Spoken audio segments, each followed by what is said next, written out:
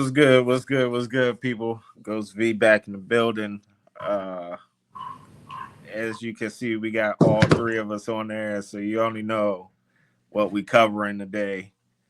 Um, we had probably look. Even when I used to watch wrestling, I never really watched the pay-per-views, but this one, man, let me tell you, that thing was live from the jump.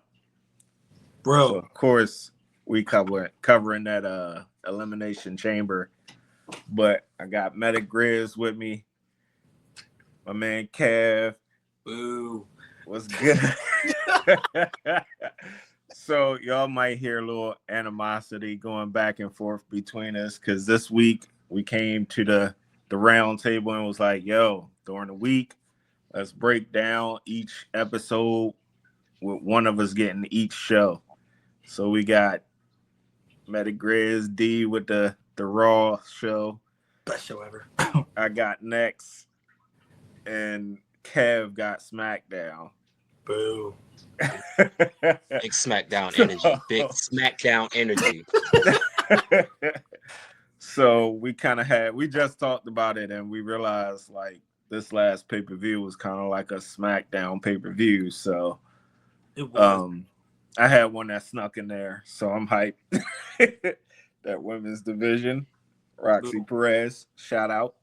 Yo, you know what's crazy Roxy about that? Perez. When I think about Roxy Perez, like, yo, ladies and gentlemen, if you did not watch this, go to Peacock right now and rewatch it. Yes. This is the first pay-per-view I can think of in a long time. It started off with the shock value. It concluded with the shock value. Like, I don't know, we talked before about predictions. We didn't really go into depth with this show about predictions, but no one thought Jade was going to come out there and do what she did. And it was violent, bro. It was super violent. When not only did she, like, do the bicycle kick to Naomi and smack her into the glass, like, everything about that was, like, almost like Brock Lesnar type vibes. It was amazing. And this was, like, before the match even started. And, like, the storytelling before that, we all thought that Liv did it. They show a clip of Liv doing it. We're like, well, Liv been doing some grimy stuff for the past month. So it makes sense that it's happened like that. Some thought Naomi may have did it, but the way it played out, I was not expecting that, bro. At all. Oh, Kev rails his ass. Yeah, Kev. You knew that was going to happen, huh, Kev? Yeah. Like I suspected Naomi did it, but I didn't know how they was going to tell the story because, in the headlines, they kept speaking about, oh, Jay's going to return. Jay's going to return. So we're kind of like waiting on it from week to week. And I'm so ecstatic that they waited until this elimination chamber. No better way, as Medic Grizz said, no better way to set it off before the bell even rings. Everybody's chamber door has closed, and before the door even closed, before the ref even, struts his shoulders or struts her shoulders and says, ring the bell, the music hits and this perfect storm took place. As you see here, I have the Prince of All Saiyans, Prince Vegeta here in all blue for SmackDown. We're repping big SmackDown energy. As you may know, if you may not have seen or understood, but we here to let you know this was a SmackDown pay-per-view.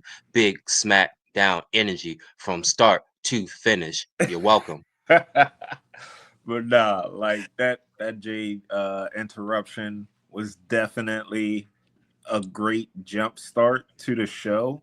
Because, I mean, I think right after it happened, I think I texted y'all and was like, yo, wait a minute. Because I've been out the game so long. Like, yo, is Jade already, like, with Bianca? Or was Naomi kind of big before that? Because automatically my head was like, I seen the tapes and all that. Because I jumped in when the tapes was being shown that Liv was walking past when Jade was on the car. So I was like, yo, like, Naomi had to do it. Like, was she big? Was that her chance to, like, get in with Bianca and everybody? That's a little just jealousy to make factor. her name bigger? It's a little jealousy factor. We're going to learn more about it, but, like, Jade coming from AEW, I can't believe I said that name. AEW is terrible. But for Jade coming from AEW and Bianca, that was like the head, like people say top two females that everybody wanted to see. But there were two different programs. So when they got together and became tag team champions, everyone knew down the road eventually it would lead to Jade and Bianca. Naomi was someone who's been established well beforehand in the past, but for her relevancy right now, she was kind of third wheel. So there might have been a little jealous thing going on with that. And I think we gotta wait till SmackDown to find the real answer to that because they're both all three, I think, SmackDown products, unfortunately. So for us, like Raw, like Bailey was like one of the first ones to go, bro. Like it was even like Alexa, she's SmackDown now. I think she's part of like the Wyatt Six. So like, bro, I had nothing. Your girl Perez did better than my. Yeah, I did this. It was amazing. Nah. It was amazing entry for the actual first show.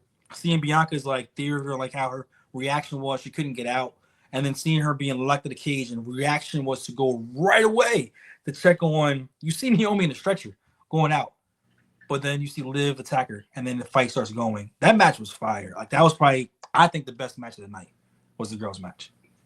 I agree for sure. Yeah, From start to yeah, finish. it definitely was the best match of the night.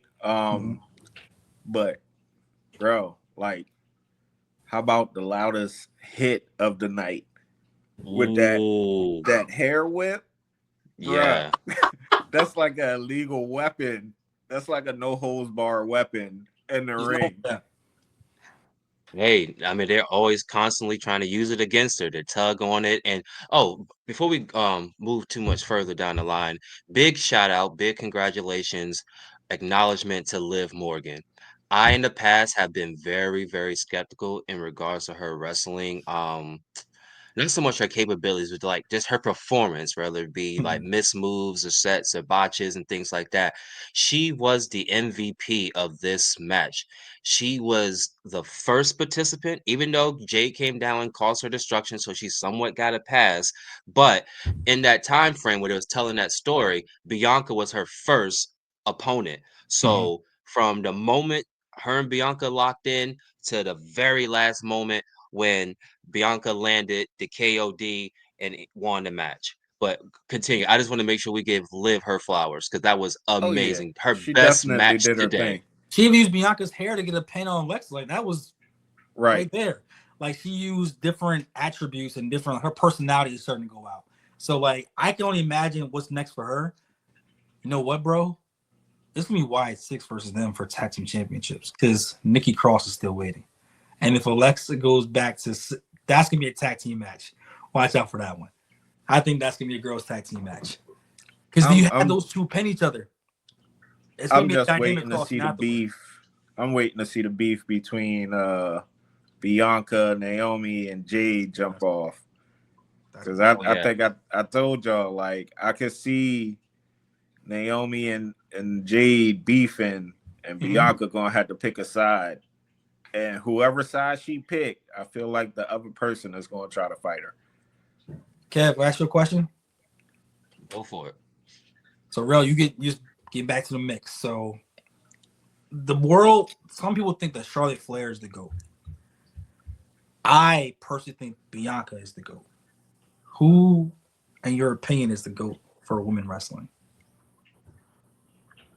Oh, for women's wrestling, the GOAT. That is a very, very tough question. First to give acknowledgement to Charlotte because Mm-hmm. she is Ric Flair's daughter, so she has already the allure way above any other female wrestlers. She has multiple championships. I think she has won the most women's championships in history. You know, that's another Flair thing that she has going in her bloodline. But as far as who I prefer, Mm-hmm. um, ooh, between Bianca, Charlotte. Anybody Okay. else you can think I of? I think Bianca has the most. First of all, she did 450 off the top ropes. Like there's athletic abilities is there. Period. On top of that, longevity. On top of that, most people won't do from the main card to being a tag team champion and be okay with it. She did that, and plus she's down bounced back to a main event. She's also a two-time Lewis Chamber winner now. No one's done it before. Like her yeah. longevity and what she's able to do from NXT to now, I personally would turn TV on and watch her more than I would Charlotte Flair. That's fair. And that's I'm gonna fair. share your opinion was on it. Cause now you're gonna have me stick up for Charlotte, and I don't like that. But shout out her because she is on SmackDown. But I I'm guess not the thing thing with her. They're Charlotte both is great. is I'm not knocking her. is yeah, it's one of them things as to where Charlotte since she came before Bianca, and just like our good man John Cena, we're going to talk about later. Charlotte, the the presence of Charlotte, the character of Charlotte, just Charlotte, the queen, everything has been rammed down our throats for years. So I can see as to how when you get somebody fresh like a Rhea Ripley, a Bianca Belair, even Jade now, um, it's refreshing. Um, as far as the best all around wrestler, I'm going to go either Bianca or, indeed, you might not like this, but I'm going to go with Sasha Banks. As far as the best competitor, female who brings everything to the ring in regards to charisma, sells tickets, in-ring personality, microphone, move set, agility, championships, everything. I'm going with Sasha Banks. I could have said Mercedes Moné. I gave you the respect of WWE, so Sasha Banks for sure. Then Bianca. All right, fans that don't notice about me, I am anti AEW all the way. I'm sorry, it's not going to change. So you use WWE name Sasha Banks. I get it. I get it. I think you're full of crap. Anyway, next match we're going to do. Yo, the tag team match that was next. I mean, before that, yeah, shout out Bianca for the win though in the Elimination Chamber. She gets her shot. Quick question before we move on to that next match that I feel like could have been thrown to the wolves. But halftime break. Oh, real quick. What's up, bro? For Bianca, I would say this. If I can get 2 years of her being rather Raw or SmackDown, preferably women's champion, 2 years with a heel run. So that way we have a full perspective of her character because they've had her in the babyface life for so long. If we can get a full all around Bianca Belair, so where she can put her athleticism, her aggression on display. What you saw last night with Jade is what Bianca would do to everybody. I need that. Okay, got you. I got you. I need that. What's up, real? You talking about far as like Rhea and Sky? Yeah, I was about to say. So who would be the better matchup then, Rhea or Sky? All right, real. I'm gonna play this. Like, you know how like you have two rookies drafted, they're always connected no matter what. They may not play in the finals together, but when that chance comes on playing the finals, you want to see it. That's what Rhea and Bianca are. They have always had this, like, you knew was going to come down the road eventually. This Sky match, I like Sky. She's like a high flyer. I like everything she does. But Rhea's going to win. And it's going to be that just because of the two mega stars. This has like been on since NXT days when they both had multiple belts. Like, it's going to be Bianca versus Rhea. Rhea's the biggest thing right now in women's wrestling. Kev, do you agree? I agree. I can see as a plot twist, they're making some type of makeshift finish for Monday Night Raw, and then they turn it into some type of triple threat. I would be completely against that. I feel as though, kind of what D is saying, we've gotten to this point with Bianca and Rhea as to where it's time. We've let this marinate long enough, them being separate brands, them crossing each other's paths, and they've never really they've been in matches when they kind of tussled a little bit, but it's never been for all the money. It's never been for the chip. And we're at that point as to where like we need it. And then also with Rhea, it's like who else? Who's her competition? Who else is we're not going to do Live again. Raquel hasn't been built up enough. Like it's time. Let's make it happen. Okay. All right. Now we can move on to even though Raquel, give her 6 months. I thought before Raquel went out last year with her injury, I've always felt that she was like the physical beast that could go against Rhea. Like, if everybody else that was actually matched up to her physically, Raquel's the only one standing next to her and makes Rhea look small. Everyone else is like tiny compared to Rhea. It's not enough. I'm just saying, as far as like physical, like actually want to see the match, and she can't ragdoll her. She can't. Yeah, but then there's other things that come into play. It's like for me, and this is no knock, this would be the equivalent of Nia Jackson, Rhea. No, bro, no. Just listen. What I say that it's just in regards to like Rhea has a tool bag. She has a bag of moves that we haven't even seen yet. So True. as to why her and Bianca make more sense. They're athletic, they're toned, they're bigger, their power, athleticism. We can have a match of unimaginable proportions as to where when we have Raquel and then same thing with Nia Jax, it's kind of like you know what you're going to get. There's only so many things you can do I like in the Raquel so much. match. I just like her so much as far as like her aura. I think it gives me more China vibes than anybody else. Like I think Raquel fits that mold more than Rhea does. It's my personal opinion. But next Rhea match doesn't you need to be said was China. that, See, now you huh? got to be defending Raw. Now you got to be defending Raw wrestlers. Like I don't want to do that. Psychology, bro. I so love it. I we love we it. gonna save you, Kev. We're gonna save you because we're gonna move on to that next match, the tag team filler match. That was a Trish Stratus. Hey, we're happy you're here. Put some fans in the seat. On to the next. No one gives a Yeah, Yeah. I was about to say I don't even really have anything to say about this one. Were you impressed, Kev, with your women's SmackDown Women's Champion? No, no, I no. I mean, this is just one of them things as to where we have to not Trish, Tiffany Stratton's opponent is Charlotte at WrestleMania. Yeah. So this was really it was a throwaway match. I'm trying to find the most political way to say it, but there isn't one. This was a throwaway match. This was just to make sure that your women's champion stayed strong, and then also win Toronto, Trish Stratus, Canada. So like, why not?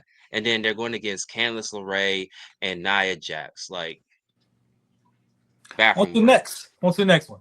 So we got Kev, and I want to know your feelings and Real. First of all, Real, are you Sammy or Kevin? Like, who are you going there for? Honestly, I I ain't really like either one of them. Okay. But okay, so I'll say it started off great. Yeah. But after a while, it was just like, all right, come on. Like somebody like it was almost like the announcer said, somebody just go ahead and finish this match. Like go ahead and end it. But I mean, I get it. It was supposed to be an unsanctioned match. It definitely gave those vibes. Uh I'm mad my man KO won the match though and was trying to end Sammy's life on the concrete afterwards. But KO is I loved there's it. I mean, he's a little disturbed. I'm not sure if you noticed Yeah, person's name. You might know this name, Kev. Real, you ever watch WCW or early, well, 90s? A little bit, yeah. You ever heard name Perry Saturn? No. Radicals. You guys might I know mean, the Radicals. I know they did start out like I as a can't name tag team. for the Radicals because I don't want our thinking band. But it was the Radicals was a group that came from WCW's WWE. One person may have done something that people don't speak on. I don't want to speak too much of it. But there was a group of them. Perry Saturn was like this unpredictable beast where like you felt he could out wrestle everybody, but you also didn't know what he was going to do. That's what Kevin Owens reminds me of. He can do Swanton Bomb. He can do power bombs. He can do all the athletic moves for his body. It don't look right. But at the same time, his mental capacity, you don't know what this man going to do. And it's just like him to dominate Sammy the way he did, but then see Randy Orton come out and see him like kind of not, I'm not saying he backpedaled, but it wasn't the same, yo, I can do what I want to you. I enjoyed and was welcome to have Randy Orton come back. I'm gonna let Kev get his little input in on this one because I want to get back to that Randy Orton piece afterwards. But go ahead, Kev. Great match. I remember I put in the chat that this is going to be like my match of the night. Um, it tied with the men. Well, no, honestly, it wasn't because I gave the ladies first, and then the promo that we're going to get into at the end of the show definitely ranked second. So this lined up in good third. So I'm not mad at it. I predicted for this to go the distance because of all the history with Sammy and Kevin. It's unsanctioned. So like these guys are very, very talented rappers. Like they were trained by Shawn Michaels. They was in the Bret Hart Academy. Like these guys are legit. They can go. They've been around for years. Like the back exploder suplexes, as D was saying in regards to like the power bombs, the swanton bomb. Like Kevin Owens is not your average size guy to be doing these moves so effortlessly. If anything, you can say without, the direct attitude comparison persona, he was Jacob before Jacob. He was a freak of nature doing these things before anybody else was. That's why KO is so reputable. Um, I liked the match. It did get a little long in the tooth after a while. Like I was like, okay, like where are we going with this? If you're going to make him bleed, make him bleed. That's the only thing that can just top this off because like it's unsanctioned. So like if you're going to bring the pain, bring the pain. Um, I like the fact that Randy came out at the end. Like, I don't know how far we're going to keep this storyline going, especially with other things going on. But hey, this it makes for good television, so I'm here for it. Right. So yeah, I know about the Randy Orton and everything, and I was hyped when he came out, but I'm kind of mad they stopped him. Like Savage. It, you it was had a, You all are that it was just a, time, it was just an appetizer. right? You had all that time though for an unsanctioned fight to stop something, but then you stop it right before he do a big move. he was gonna punt the mess out of him, and that's like Like if it's going to be an unsanctioned fight, let him finish that move and then grab him. I get you, but the unsanctioned part was for only Sammy. So they were basically saying that protected because It that was moved still out. unsanctioned when KO went and grabbed him out the ring to power Oh, I drive agree him with you. onto the cement. That was Yeah. still unsanctioned. So this extra street brawl at the end was unsanctioned. I was actually Let him boot his head off. I was surprised they used Randy now. Here's why I'm surprised they used Randy now. I thought Randy was being held for Cody. I really did. I thought Randy and Cody's history from the past, and I thought Randy was also like world championship material. It's Randy Orton. So putting him in this spot right now with Kevin for WrestleMania's spot for day one, probably. Then what? Because then what? I don't I know. mean, I guess you could say it's almost like a tune up for his comeback. It looks in good It's shape. just unfinished business. Yeah, Just Yeah. unfinished business. I just like Randy should be used for more than that. But Yeah, I mean, you always got to have a tune-up game. What they say in the longest yard, you always get the tune-up game. Whip Oh. somebody up, and then before you start the big matches. they're Yeah, I both mean crazy. we got some things going on. Randy had to wait his turn. I would like to see them in a steel cage match. I would like to see Kevin and them in a steel cage match. They're both crazy. Or Hell in a Cell type vibe. Like I want to see that type of match with those two. I was thinking about Hell in a Cell, but then we got to stop being so loosey goosey Mm-hmm. with these Hell in a Cell matches. Like these Hell in a Cell matches have to matter again. That's why I said cage match instead. So a cage Yeah. match would be more of the environment of having those two locked into a cage. Like you can't bring the Lions pit someone else out. They don't really both have that type of, I guess, storyline or background to bring up a regular match like that or a uncommon match. So those two in a steel cage match is better than saying a hardcore match, and it's not going to be a regular match because they're both going to do something illegal. Yeah, I mean they can always do the thing they used to do by saying like let's have a ambulance match or Okay. no falls count anywhere match. Like there's different ways they can do it. I just don't like using the cage aspect so much where it's Mm-hmm. like it's not that deep. We're not going to get to the real nitty gritty. Like the last time we had like a Hell in a Cell was Drew and CM Punk. That deserved a Hell in a Cell. Got you. And So even yeah, then before that we had Roman and Jay Uso. That deserved a Hell in a Cell. Like I'm not too sure like we've reached that level, particularly with the KO and Randy Beef to go that far yet. okay. Okay. So what's next, Real? All right, so now we got the men's elimination chamber match. Um, at first, when I seen all the people that came out, I was kind of like, ugh, these people again. Mm-hmm. But then I seen the other one that came out too, and I was like, ugh, why is he even in there? About Logan Paul? Yes. Oh, you're such a, oh my gosh. Okay, let's But talk. Let's go.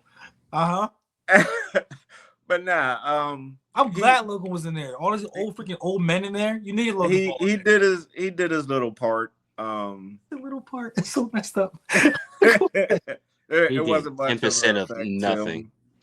to him. But I would say I'm glad Drew was the first one out. Wow, I'm not. Because he is always complaining and throwing a little hissy fit, and everything is not his fault. Mm-hmm. But he always, every match I've seen of his so far, he's always like, it seemed like he's in control, and then he gets too cocky and takes too long to finish off somebody, and then that messes him up every single time. So of course it happened again. So I was hype about that. Then I was laughing again when Paul went, just because I don't like Paul really. I don't know why, I just don't like him. I mean, his moves is crazy. Yeah, I do like how he got on top of one of the chambers and jumped off and did that's all good. This is a little excitement, but yeah, that's all he was in there for. Sorry, D. Nah, it's cool. It's cool. Go ahead.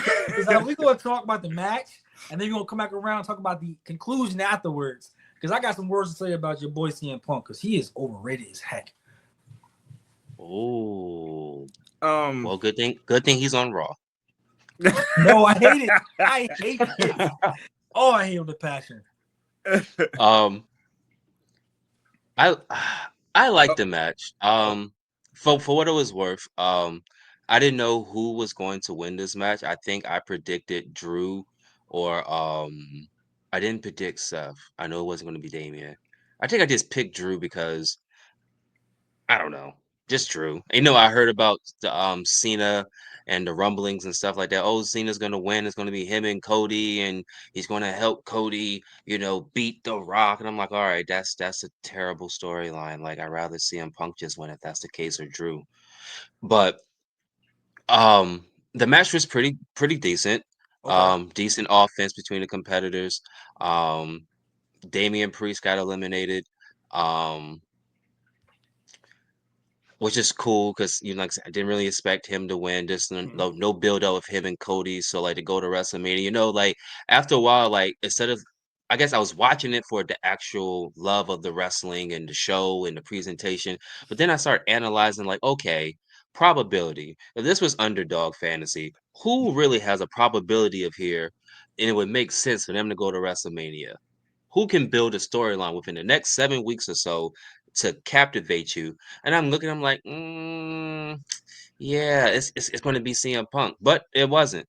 Ended up being good old John Cena. Right, and it was funny though, because when I seen him run out, and when he finally started wrestling in that match, I was like, yo, watch this old behind John Cena win this match just so they can give him one last chance to have a real meaningful fight before he leaves out.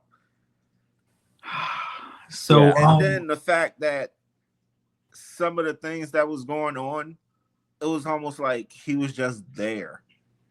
Like it was parts where other two people was fighting, and you just see him in the background just chilling, just watching. Like, like, come on, bro, do something. You're old behind. Yeah.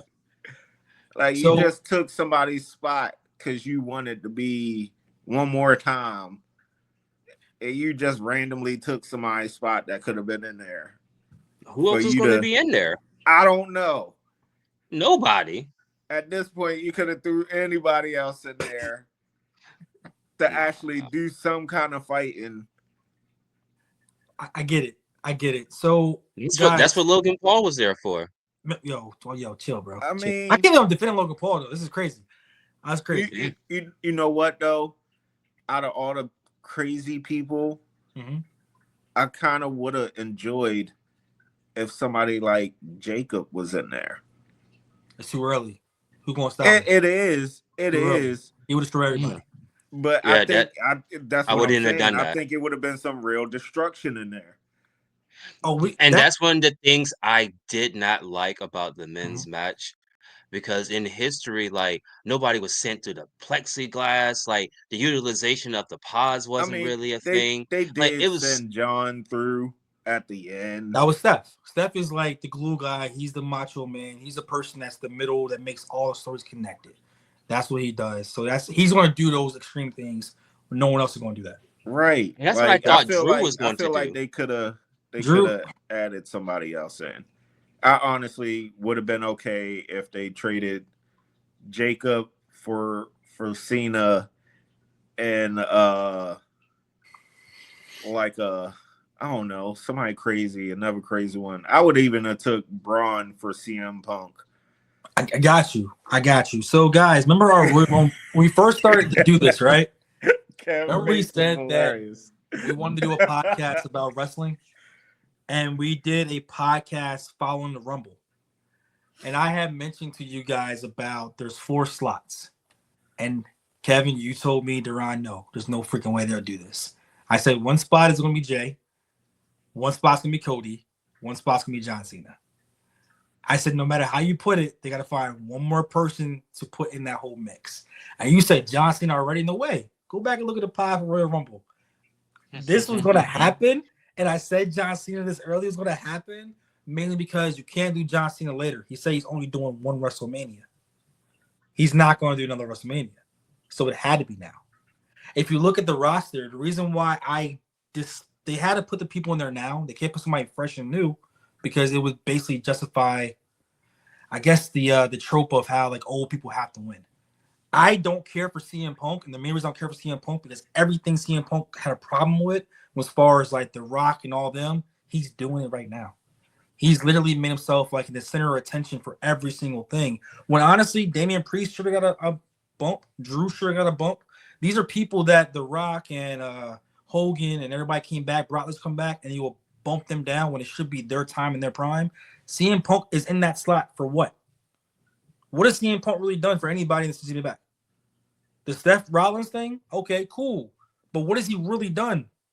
He's exactly what John Cena is. He's exactly what the old Rock was. Nothing about him is exciting. Nothing. They do 7 moves. That's it. The same moves over and over again. If you look at that entire thing, if you took away Seth Rollins, you took away Logan Paul, you took away Damian, took away Drew, you have a bunch of old men standing around did nothing. John Cena had to be last. Why? He probably can't wrestle that long anymore. Right. Let's be honest. Why is Drew out there doing all that? Why is Steph the glue guy for everything? Because Steph is the best wrestler of all of them. He has been for a long, long time. But he'll never get the notoriety of a Roman. He is the Macho Man Randy Savage. He's always going to be number 2. I don't know, though. Whoever... You say that, but like that has to be that. If you put anybody young, like a Braun, you put someone there as far as like a Jacob, you can put Solo in there. They will athletically and also their motor will expose all the old guys. They wouldn't even stand. They wouldn't stand a chance. They can't keep up with them. Logan Paul is for, he can do it off the top ropes, right? Who else is going to do that? CM Punk ain't going to do it. No one's going to do it. I can't stand CM Punk because he's the biggest hypocrite of all time. That's literally what he is. So what's going to happen is he's going to cry, complain about how Steph did a move on him. John Cena took advantage of it. John Cena won. He's going to cry about that. Same thing he cried about 2 months ago with Steph. He's going to cry until his WrestleMania main event thing. Nothing he does storytelling-wise is good. So you're saying he's going to do a Drew? Yes. Think about it. Nothing about stuff. Name one storyline with CM Punk where you're like, yo, I'm happy to see him. I got to see this. It's not. So of all the people there, if Steph would have won, no big deal. So John winning and then John doing the ultimate heel for his legacy and that pop and having down The Rock and Cody was magical, great storytelling. And there was no one else inside that ring that could have won that would have made you want to watch the main event with Cody Rhodes more than John Cena. I mean, I get that it had to happen after seeing the end. Yeah, I get that, but like, I mean, it was a great segue though, D. But after seeing the end, I can see that that was the only way it had to end. There was no one else. Because at this point, we all know Cody was like, "Forget you, Rock. I'm gonna do this my way," and he thought that was gonna be okay for some reason. John Cena, being the goofball that he is, plays along with it in the background, hyping him up. And then, I'm sorry, Rock, but that was the worst hitman sign of all ages. I was like, what is he doing? Is he wiping sweat off his neck, or what's going on? That was the worst thing. Who does the cutthroat symbol with the peace sign? But I think it's significant in regards to like when he came out for Bad Blood, when Roman had helped Cody, he had did it before. He did the little I think I forgot how many fingers he held up, whether it was 3. one and he went like that, or he did 3. 3. And then each time if you pay attention, each time you've shown him, the number of fingers has gone down in regards to like the countdown in regards to Yes. what's going on. And Okay. The Rock addressed a lot of this within the press conference because they asked questions just in regards to like Great. long term, booking, to see the vision. Some people might not see it, just take the ride. So there's always almost like the Marvel movie. There's always like a little Easter egg because even I had to go back and look because like, oh, did I really miss that? And I was like, he did do that because I questioned him before, even like when Roman and them did the they was doing the ones, and then the first time when he was there with them, he did an L. Mm-hmm. So if you remember, before all that, then Roman gets to WrestleMania. What does he do? Lose to Cody. Mm-hmm. So when you pay attention to Brock, sometimes the gestures look a little crazy, but at the same time, it's like it's just storytelling. You got to watch the Easter eggs. Everything Okay. is done for a reason. Okay. See, So this how is do you why I feel about have it? the backup with y'all going in, because I'm like, bro, you All need to go back. SmackDown. All What SmackDown. I was about to say, you So, need to go back and watch some Italian films and get your cutthroat. oh real, my ask Kev too. Like, what do you think number one's gonna be? So we have 3. John Cena also does a 3. You do all that. There's Easter egg. Now we're down to 2. So what is the next big thing that happened after this? I mean, that's kind of tough. Do you think that you want to stay with those 2 or someone else Because will join them? what is 2 main events, period, or is it 2 the first day, 2 the second day? The 2-night show.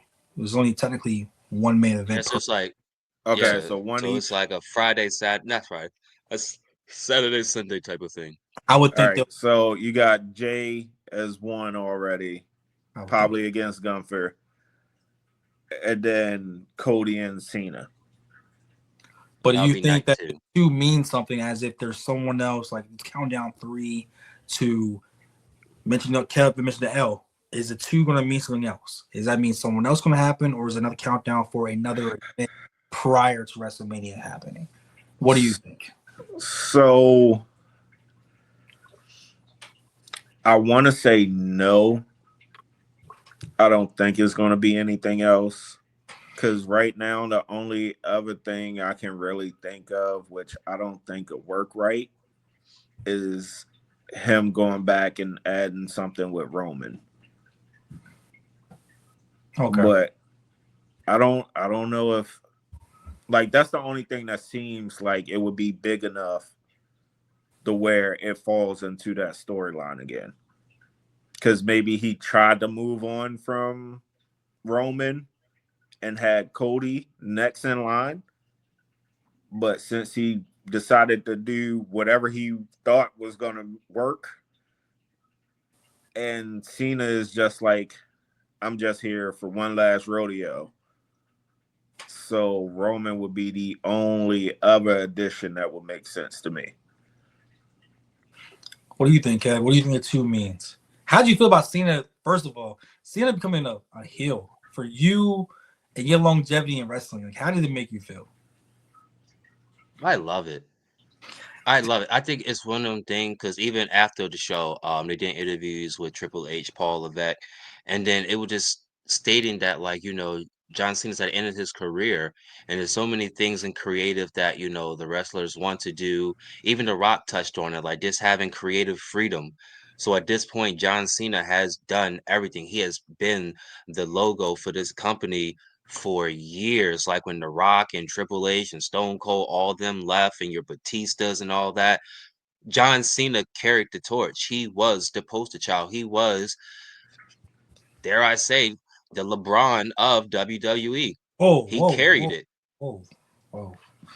Go ahead. First of all, hustle, loyalty, respect was a thing. He It was was. the logo. He did movies, TV shows. Like John Cena was it.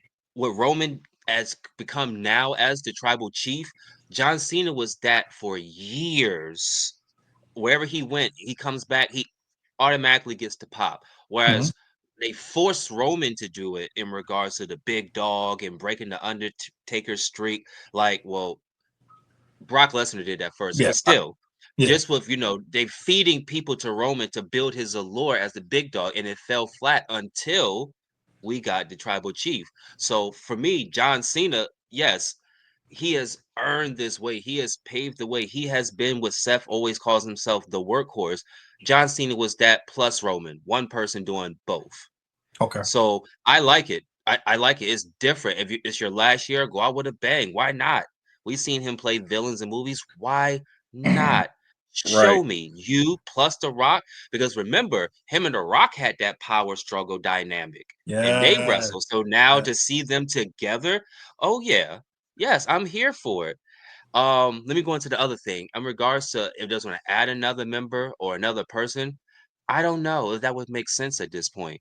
Okay. Maybe if you wanted to bring the Tongans up, Jacob and Tama to be like protectors or the bodyguards for John, since he's going to be the Rock's champion. But then that would interfere with whatever storyline that got going on with Solo right now. And then here's the Easter egg. Tell me how y'all feel. I think maybe the first night or the second night of WrestleMania, we have a triple threat match between CM Punk, Seth Rollins, and Roman. I can see that. Because CM Punk just got his plans canceled to go to WrestleMania. He still has that favor from Paul Heyman in the tuck. I can see that. We haven't seen Roman.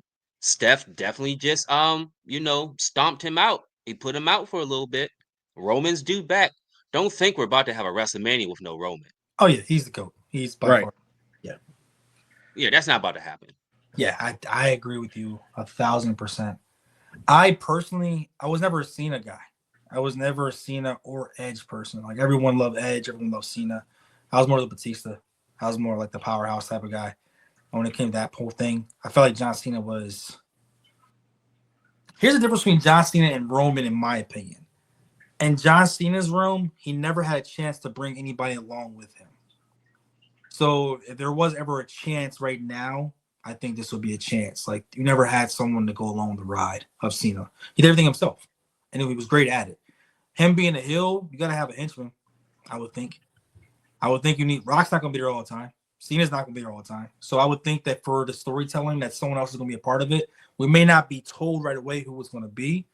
I don't want it to be Solo or Jacob or any of them. I think what they're doing on their separate accord is great, and I want to see them in the United States title mix to make that belt relevant again. I want to see that happen. Um, as far as like the shock factor, we all agree this was a great pay per view. Oh, it was Oh awesome. yeah. Oh yeah. I What was just that? don't. I just don't know what's going to happen on the main shows now because majority of the time after a pay per view, the champion or the challenger is consistent on the shows. You now have a mix of people who are part timers. Besides Cody, Roman's considered a part timer now. You have Rock is not really a full timer; he's a board. Is John Cena really going to be a full time every time Pop up on a show this weekly? You I already don't. know what's gonna happen. It's So gonna I be a don't. whole So bunch of someone has to yeeting. keep the fire going. Well, we don't need them to. You It's don't gonna be think a so? whole bunch of yeeting. Yeah, Well, we just cut a couple promos, come in, antagonize Cody a little bit. And even then, like you figure you can probably build up other wrestlers, or rather, Cody wants to he wants to be a fighting champion. So, he can get a little backstage beef with the Miz or, you know, a random tag team with somebody. Like Cody doesn't particularly have to wrestle. Like you figure you have 7 weeks until WrestleMania. yes. So out of those 7 weeks, you can wrestle like what, maybe 3 weeks? Okay. Off subject a little bit. Did you guys see the Bray Wyatt John Cena filled Firefly house back in the day? I'm a big Bray Wyatt fan. I think Bray Wyatt's like top 3 of all time. I just want to see where you're going with this because I hated that match. You hate it, but there was a section, a part of that was the fantasy match where John Cena was NWO and everything. Yeah. Okay. I remember that. NWO's world known. Hogan's whole thing with that is you saw a glimpse of the dark side with Cena. If you guys have not seen that, please look it up on YouTube. The Firefly match, and it's you see Bray Wyatt, rest in peace, and you see John Cena, and they have different characteristics and everything else. Actually, in the 2K game 24, you have the different characters from the actual show. I think that was the starting point of Cena even considering going to heel. I really do. I think people's reaction, so like you didn't care for it, but a lot of people did like it. They did like seeing him with the black on and all that kind of stuff. So I'm looking forward to seeing, like, I want to see more anger out of John Cena now. I don't want him to be. You ever seen like what show was it? Like DC Comics, they have alternate universe. You have Ultraman. You have Superman is the regular one, but then Ultraman is the other Earth, and he goes around as basically like I did this, I control this. You can't stop me. I'm gonna do what I want to do about it. What can you do about it? That's the kind of scene that I want to see. I've been in the game for so long. Now you guys are going to basically, I'm going to step on everyone. I don't have to wrestle. I want this spot. It's mine. I earned it. What you going to do about it? That is the energy I want to see from Cena moving forward. You can't go back to this plan like, I don't see you. I want to see you on the shows. I want to see you show your power, throw it around. Everybody know that, yeah. What you going to do about it? 20 plus years in the game. Oh, for sure. He's going to. Yeah, he's going to. Like, I can't wait for the first time Cena speaks since this incident. When he cuts his first promo, when he goes to the ring, or however they decide to do it, the first time he speaks, it's going to be epic. The crowd is going to boo. Some people are going to cheer. And no matter what he says, this is going to be, see, this is the kicker that Cody needed for his championship run.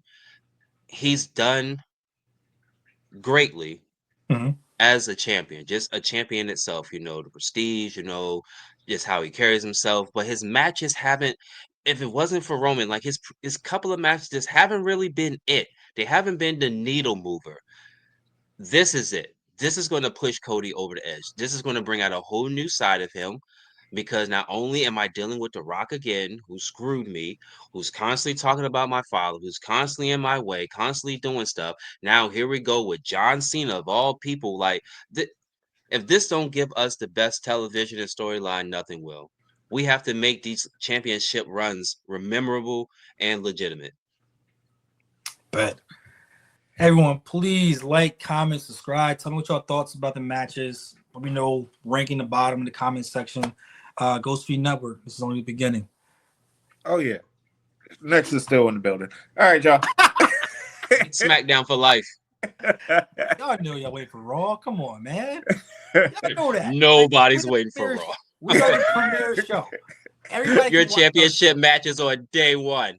What station did your show on again? And it might be what behind station? Rhea Ripley and Bianca. What station your show on?